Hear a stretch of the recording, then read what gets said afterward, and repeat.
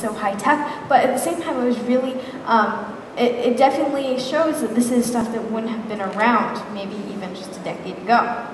So whether you're under or over 30, raise your hand and share some ways. What are some ways that technology has changed in your lifetime? It doesn't matter if your lifetime has been pretty short. And you can go over to the mics on either side.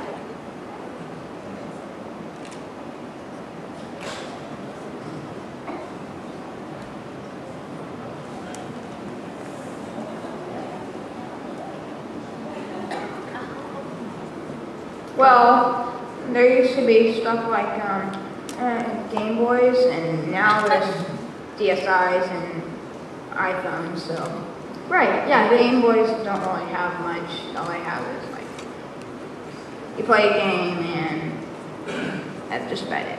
Yeah, okay, so I love how it's like, oh, so one function, it just plays games. Right, now you have your iPhone, you can have your games, you can have your news, you can have your clock, you can have all kinds of stuff. I saw someone speak, I'm forgetting who it is exactly, but he had mentioned that he didn't see a whole lot of teenagers wearing watches.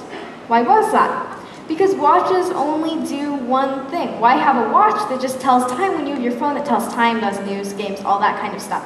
So that's definitely one obvious way that technology has changed over your lifetime. For me, for instance, I've seen, it used to be VCRs, videotapes, and now as you just record your television, you have your DVDs. And another one, it used to be birthdays. You know, my birthday was on the 15th. It used to be a birthday. Oh yeah, I'm not dead yet, hooray, because you had all these diseases that were so common. But today, it's you get posts all over your Facebook wall from all over the world. This is an example of mine. These are people, some of them I don't even know that well, who are just wishing me happy birthday. You know, that's a really obvious example of something that's changed from I'm not dead yet to, wow, these are people who I don't know that well who are just wishing me happy birthday from all over the world.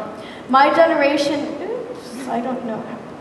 My generation has grown up with the internet being a staple, maybe not from quite that young, but it's hard for me to imagine living in a world without laptop computers. This is a picture of ENIAC, which was one of the first computers. It's a room huge, you plug in all these wires, and now I have that. I mean, it's hard for me to imagine what that must have taken, and not to have internet, not to have laptop computers, not to have email. I mean, it's so everyday, and yet these are the things which make me so different from some of you. I read an article on CNN which said that most children, actually 82% of children in 10 Western countries have a digital footprint before the age of 2. So maybe that picture of the baby on the laptop wasn't so foolish after all. Digital footprint before the age of 2, I did a little stick figure outline with the legs representing 2%. And you can see that that's a huge number. Oops, just keep on advancing with that one. So, as a case in point, I have a baby cousin, Maya. She turned 1 year old in August, and I can actually really believe this thing about the online footprint because her online footprint started before she was even born. There were pictures of my aunt with the baby bump on her blog, and then there was a Skype account for Maya, her own Skype account, so that they could keep in touch while on vacation.